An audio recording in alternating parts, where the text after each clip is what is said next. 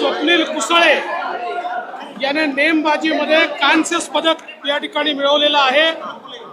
1952 मध्ये स्वर्गीय खाशाबा जाधवजी यांनी ऑलिम्पिकचं पहिलं मेडल भारताकरता मिळवलं होतं, ते महाराष्ट्रातले होते।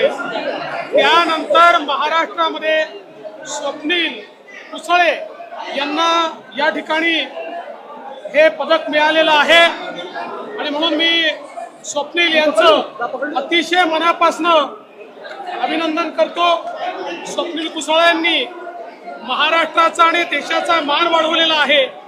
महाराष्ट्राच्या तमाम जनतेच्या वतीनं त्यांनी जो महाराष्ट्राचा आणि देशाचा मान वाढवला त्याबद्दल मी त्यांचं अभिनंदन करतो आणि मला विश्वास आहे की महाराष्ट्राचे मुख्यमंत्री लवकरच त्यांच्या सन्मानाकरता योग्य ती घोषणा करतील।